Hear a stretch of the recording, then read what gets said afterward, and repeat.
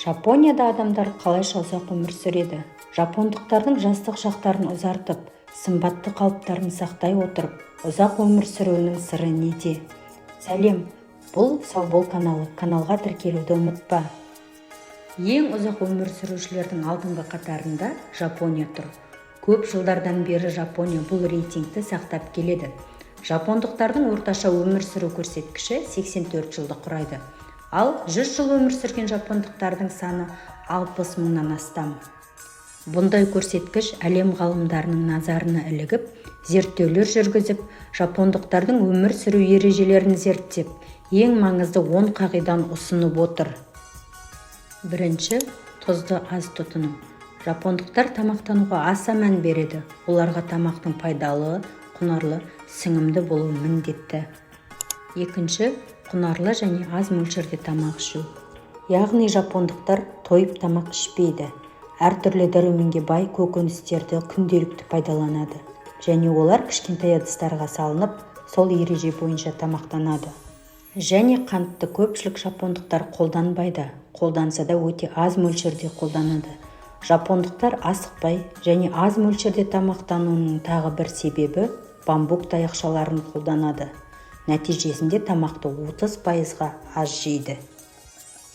Үшінші, ыстық тамақтардан және сусындардан бас тарту.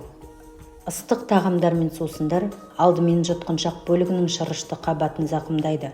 Содан соң асқазан ішек жолдарын зақымдап, қатерлі ісік пен көптеген асқынуларға алып келуі мүмкін. Төртінші, жемістер мен көкөністер. Жапондықтар жемістерді, теңіз өнімдерін, жеміс-жидектерді күнделікті қабылдайды. Балық және тауық еттерін көбірек қабылдап, сиыр етін тек қана үлкен мерекелерде ғана қолданады. Ал сүт өнімдерін мүлде қолданбайды деуге де болады. Бесінші, бұқтырылған және қайнатылған тағамдар. Жапондықтардың тамақтану тәртібінде қуырылған тағамдарға қарағанда бұқтырылған және қайнатылған тамақтар көбірек орын алады. Алтыншы, физикалық белсенділік.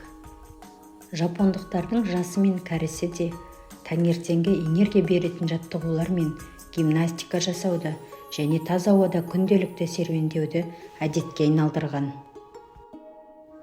Жетінші, жапон медицинасы. Жапондықтар жоғарғы деңгейлі және қолжетімді медицинамен қамтамасыз етілген. Сегізінші, күннен қорғану. Жапондықтардың тағы бір ерекше құпияларының бірі күннің ультракүлгін сәулесінен қорғану, бет пен денеге дұрыс күтім жасау. Тоғызыншы, күлімсіреу.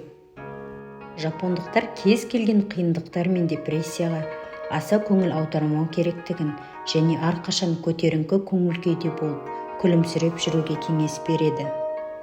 Оныншы, көк шәй. Жапондықтардың тағы бір ерекшелігі ол шәй рәсіміне қатты көңіл бөледі және өте сыйлы адамдарға көк шәй ұсынады. Көк шәйдің антиоксиданттық қасиеті бар, ағзаны зиянды токсиндерден тазартып, денеге сергектік береді. Құрамындағы дәрумендер ағзаға оң әсер етіп, денеге күш-қуат береді және көптеген созылмалы аурулардың алдын алады. Кәрілікті мүлде тоқтатып, мәңгі жас болып қалу мүмкін емес. Десек те әдемі қартайып, қимыл қозғалыстан шектелмей, кәріліктің қызығын көргенге не жетсін. Ақпаратымыз пайдалы болды деген үміттемін. Қандай тақырыптарда видео шығарылымдар болғанын қалайсыздар? Комментарийге жаза кетіңіз және парақшаға тіркелуді ұмытпаңыз.